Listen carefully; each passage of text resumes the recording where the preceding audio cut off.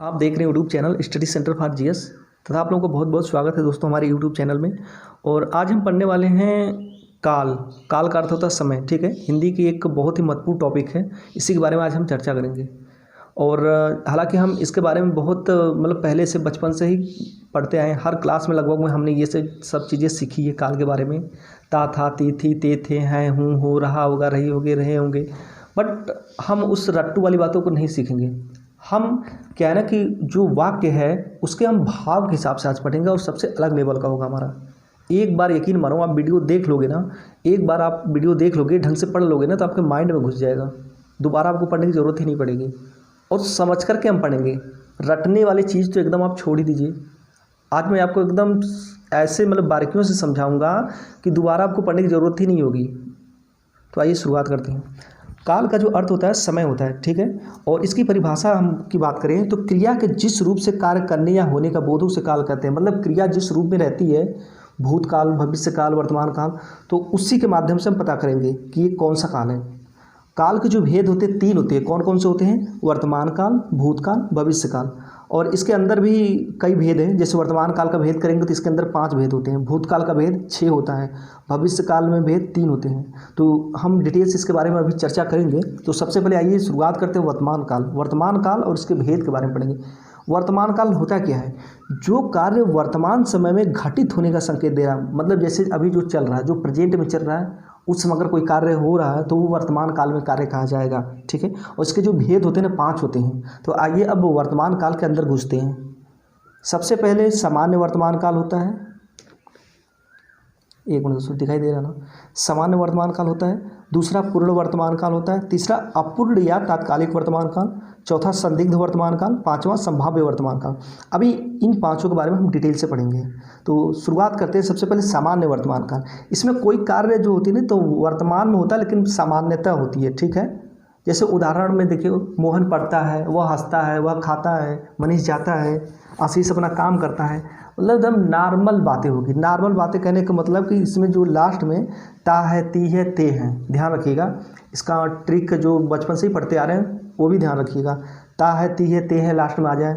मोहन हंसता है, वह जाता है, वह खाता है, वह आम खाता है, वह भोजन करता है। तो इस तरह से जो नॉर्मल बातें हो गई, ये तो हो गया सामान्य वर्तमान काल में। अभी हम इसके सभी प्रकारों को देखेंगे ना। अभी तो आपको लग रहा है कि अरे ये तो नॉर्मल बातें, कई चीज़ें हो सकती हैं, कुछ भी हो सकती है। लेकिन दोस्तों अगर हम इसके 5 भेद को पढ़ेंगे जब ना, तो आपको ये बात, ये जो है ना, मोहन पढ़ता है, आशीष अपना काम करता है, जो भी ये नॉर्मल बातें, ये छट के अलग हो जाएंगी। ये छट के अलग हो जाएंगे उन चारों से। जो वर्तमान काल के 5 भेद हैं तो उसमें से उन चारों से ये छट के अलग हो जाएंगे। आपको खुद ही समझ में आ जाएगा कि हम ये सिंपल वर्ड क्या होता है, मतलब सिंपल सब वाक्य क्या होते हैं। ठीक है, उसके बाद आइए आगे देखते हैं। अब देखिए पूर्ण वर्तमान काल। क्या? पूर्ण वर्तमान काल। इसका देखिए क्या है, जब वर्तमान काल का कोई कार्य पूरा होता हुआ प्रतीत हो या पूरा हो चुका प्रतीत हो। क्या? कोई भी कार्य हो रहा है ना तो ऐसा लग रहा है कि जैसे अब पूरा होने ही वाला, लगभग पूरा हो गया हो या फिर पूरा हो चुका हो, उसी को बोलते हैं पूर्ण वर्तमान काल। देखिए जैसे वह आया है, वह आया है, आया है इसका मतलब कि वह आ चुका है, मतलब कार्य उसका पूरा हो चुका है, वह आ चुका है। देखिए चुका है, चुकी है, चुके हैं, ये सब इन्हीं सब चीज़ों में आता है। लेकिन हम उसको रटेंगे नहीं। हम क्या है कि जो आपका ये वाक्य है ना, वो वाक्य के हिसाब से उसमें क्या भाव उत्पन्न हो रहा है, उस हिसाब से हम देखेंगे कि वर्तमान काल का भाव उत्पन्न हो रहा है कि अपूर्ण तत्कालिक वर्तमान काल के, संदिग्ध वर्तमान काल। तो इस तरह से हम देखेंगे। राकेश घूमकर आ गया है, राकेश घूमकर आ गया, इसमें देखिए काम इसका पूरा हो गया है। अगर किसी ने पूछा राकेश कहाँ गया था जैसे, तो हमने बोला कि सर वो राकेश तो घूमकर आ गया है, या फिर राकेश घूमकर आया है। तो इसका मतलब को आ चुका है, कार्य का पूरा हो चुका है। उसने स्नान कर लिया, देखिए इसमें भी कार्य का पूरा हो चुका है। तो इसमें क्या बोला है? कार्य पूरा हो चुका प्रतीत हो या फिर पूरा होता हुआ प्रतीत हो, तो वहीं तो पूर्ण वर्तमान काल हुआ। राकेश घूमकर आ गया है, मनीष ने स्नान कर लिया है, उसने खाना खा लिया है, मतलब खाना को खा लिया, कार्य को कंप्लीट कर लिया है। उसके बाद अपूर्ण तत्कालिक वर्तमान काल। देखिए इसके हेडिंग से ही पता चल रहा है अपूर्ण का मतलब कि अधूरा होगा। ठीक है, जब वर्तमान काल का कोई कार्य पूरा न होने का संकेत दे रहा हो कोई भी जैसे वर्तमान काल में कोई कार्य हो रहा है बट अभी उसका पूरा नहीं होने का संकेत हो रहा, ठीक है। जैसे इसमें होता है कार्य का लगातार होना। कोई भी कार्य देख लीजिए, आप कोई भी कार्य लगातार कर रहे हैं ना, चलिए आप कोई एक खेती बाड़ी कर रहे हैं, चलिए आप धान काट रहे हैं, ठीक है, सपोज कीजिए आप धान काट रहे हैं, गांव से बिलोंग करते हैं, धान काट रहे हैं, तो इसमें देखिए धान काट रहे हैं तो इसका मतलब कार्य लगातार हो रहा है, कार्य का लगातार तो हो रहा है ना। बट एक बात ये भी है कि अभी इसका कार्य पूरा नहीं हुआ, धान काटने का कार्य पूरा नहीं हुआ है, अभी उसको बार लगातार काटा जा रहा है, तो ये होगी अपूर्ण तत्कालिक वर्तमान काल।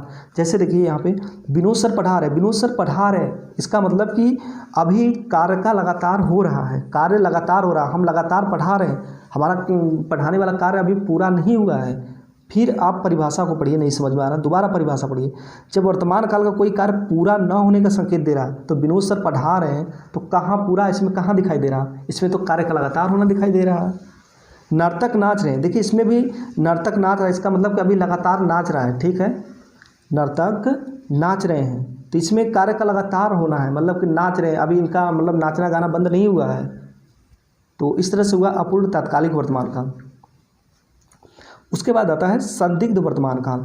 संदिग्ध, जब वर्तमान काल का कोई कार्य पूरा होने में संदेह हो, जब वर्तमान काल का कोई कार्य पूरा होने में क्या हो, संदेह हो। जैसे में वह पढ़ता होगा, वह खेलता होगा, माँ खाना बनाती होगी।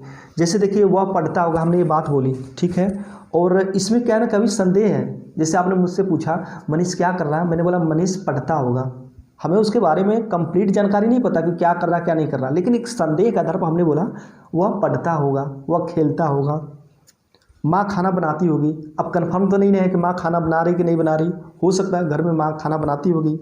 वह खेलता होगा, हमें कंफर्म नहीं है कि वह खेल रहा है कि क्या कर रहा है, तो ये संदेह के आधार पर हम बोलते हैं वह खेलता होगा, वह जाता होगा, वह नाचता होगा।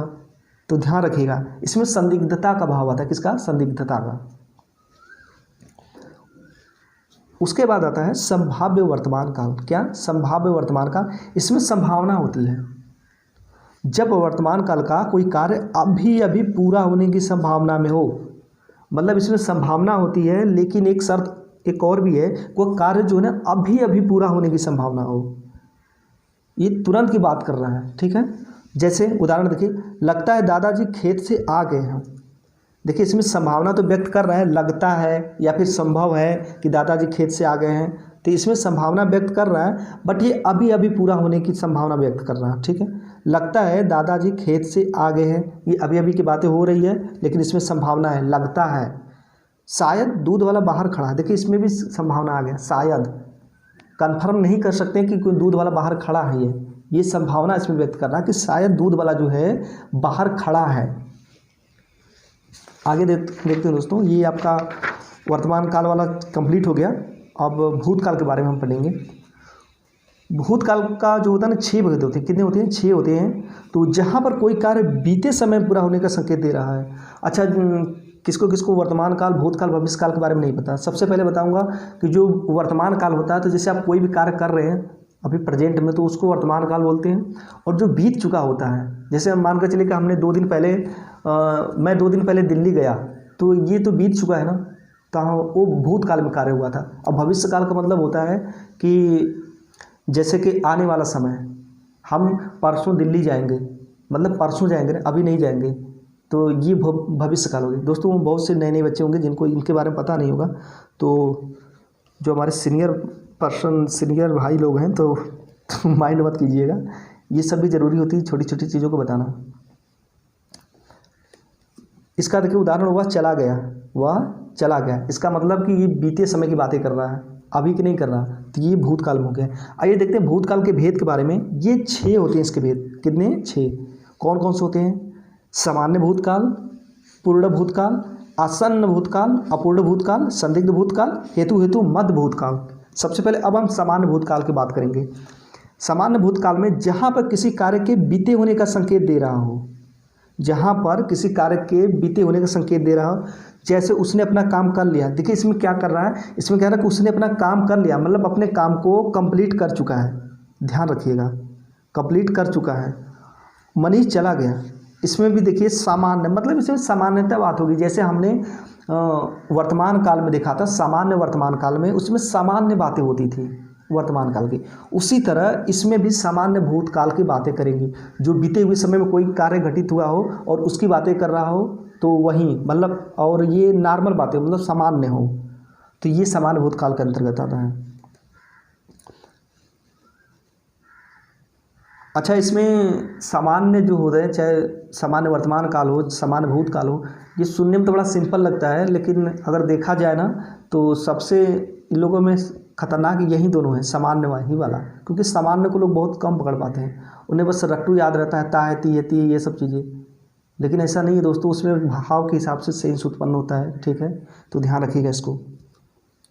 पूर्ण भूतकाल, जब कोई कार्य बहुत पहले बीत जाने का संकेत दे रहा हो, जैसे आप उदाहरण के माध्यम से हम समझेंगे कि वह बहुत पहले ही स्नान कर चुकी थी। अब इसकी परिभाषा पढ़िए, वो कोई कार्य बहुत पहले बीत जाने का संकेत दे रहा हो, मतलब कोई भी कार्य हो, ठीक है, वो मतलब कि बहुत पहले की बातें कर रहा है, वो अभी अभी की नहीं बातें कर रहा, बहुत पहले की।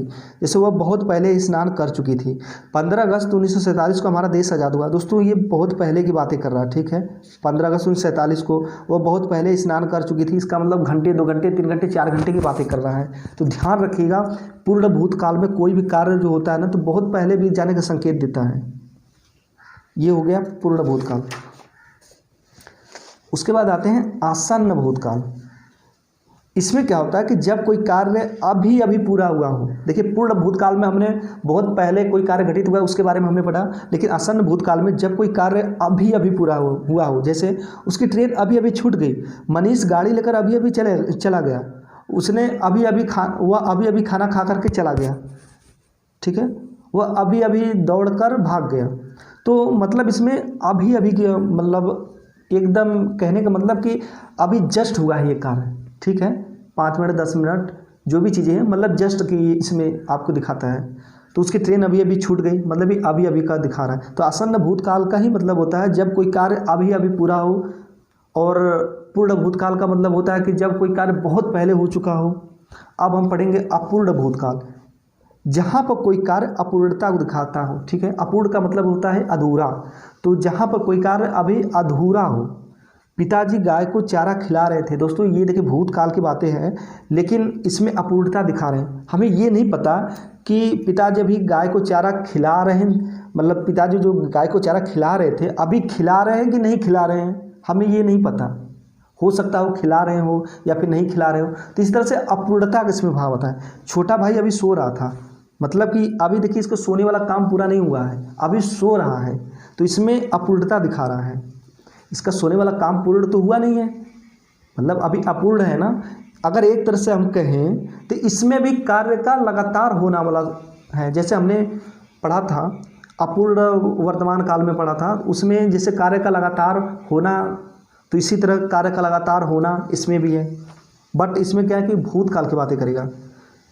तो समझ आया, आई होप आप लोगों को समझ में आ गया होगा। फिर से एक बार देख लीजिए, पिताजी गाय को चारा खिला रहे थे, इसका मतलब कि इसमें देखिए आप अपूर्णता दिखा रहा है। काम तो बहुत पहले भूतकाल में हो चुका है, बट हमें ये नहीं पता कि अभी गाय को चारा खिला रहे नहीं खिला रहे, क्या कर रहे हैं। उसके बाद आता है संदिग्ध भूतकाल। इसमें संदिग्धता दिखेगी आपको, जहाँ पर कार्य के पूरा होने की संदिग्धता हो, ठीक है। अब ध्यान दीजिएगा, उदाहरण देखेंगे। राहुल संभवतः अपना पाठ याद कर रहा था। अब इसका परिभाषा पढ़िए, जहाँ पर कार्य के पूरा होने की संदिग्धता हो। तो देखिए राहुल संभवतः अपना पाठ याद कर रहा था, मतलब हमें ये नहीं पता कि अभी मतलब पूरा कर लिया है या नहीं कर लिया है। इसमें देखिए संभावनाएं बन रही है। क्या बन रही है? संभावना बन रही है। हमें ये नहीं पता कि कर लिया कि नहीं कर लिया। राकेश शायद अपने दोस्त के साथ आया था। देखिए इसमें भी संभावना बन रही है, हमें कंफर्म नहीं पता है कि अपने दोस्त के साथ आया था नहीं आया था। तो शायद हो, संभवतः हो, लगता है, इस टाइप से आए जिसमें संभावनाएं हो, वह संदिग्ध भूतकाल के अंतर्गत आती है। इसकी पहचान यही होती है। जिसे कहते हैं ना, लगता है कि बारिश हुई थी, लगता है कि बारिश हुई थी, तो इस तरह से लगता है, मतलब ये सब संभावनाएं व्यक्त करता है। उसके बाद हम आगे पढ़ेंगे हेतु मद भूतकाल। जब किसी कार्य पर भूतकाल का दूसरा कार्य आश्रित दिखाई दे, जब किसी कार्य पर भूतकाल का दूसरा कार्य आश्रित दिखाई दे। अरे नहीं समझ में आ रहा परिभाषा, कोई बात नहीं, हम फिर इसकी उदाहरण से समझ लेंगे। इसका कहने का मतलब ये है ना कि जैसे एक वाक्य पर दूसरा वाक्य निर्भर हो, आपने एक वाक्य बोली, फिर उसके बाद एक वाक्य दूसरा भी बोलेंगे, इसमें दो वाक्य या दो उपवाक्य जुड़े रहेंगे, ठीक है। पर दोनों की निर्भरता रहेगी। निर्भरता कहने का मतलब अगर हम बात कर रहे हैं बारिश की, तो दूसरा वाक्य जो होगा ना तो वो भी बारिश से ही रिलेटेड होगा। जैसे देखिए, यदि पिछले वर्ष बरसात हुई होती तो अकाल न पड़ा होता। देखिए इसमें बारिश की बात किया है ना कि बारिश अगर हुई होती तो अकाल न पड़ा होता। लेकिन अगर हम यहाँ पर करते हैं यदि पिछले वर्ष बरसात हुई होती तो मतलब कि इससे संबंधित नहीं होता और क्या, लेकिन यहाँ पर एक दूसरे के ऊपर आश्रित है।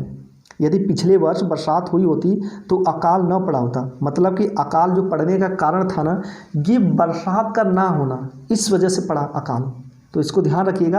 एक मतलब इसमें दूसरा कार्य जो है, दूसरा जो है वाक्य, ये आश्रित रहता है पहले के ऊपर। तो ये हो गया हेतु मद भूतकाल। तो इस तरह से आपका भूतकाल भी कंप्लीट हो गया। अब हम पढ़ेंगे इसके बारे में, भविष्यकाल के बारे में, ठीक है। तो ये तीसरा आपका भविष्यकाल हो गया। तो इसमें क्या होता है ना कि जब कोई कार्य भविष्यकाल में होने वाला हो तो वही भविष्यकाल का मतलब ही होता है कि आने वाला समय, ठीक है। तो आने वाले समय में कोई कार्य घटित हो रहा है तो वो भविष्यकाल के अंतर्गत ही होगा। उदाहरण में हम देखेंगे मनीष पढ़ेगा, तो मनीष पढ़ेगा। देखिए हमने बहुत पहले मतलब बचपन से लेकर के अब तक सीखे हैं गागी गे, ठीक है। लेकिन हम इस चीज़ को हटा देते हैं, हम बस भाव से पकड़ेंगे, हमें गागी गे से कोई मतलब नहीं है। तो मनीष पढ़ेगा, ये फ्यूचर की बातें कर रहा कि आने वाले समय में मनीष पढ़ेगा, तो ये भविष्यकाल हुआ, ठीक। अब देखिए भविष्यकाल के भेद के बारे में। भविष्यकाल के कितने भेद होते हैं? 3 होते हैं, 3।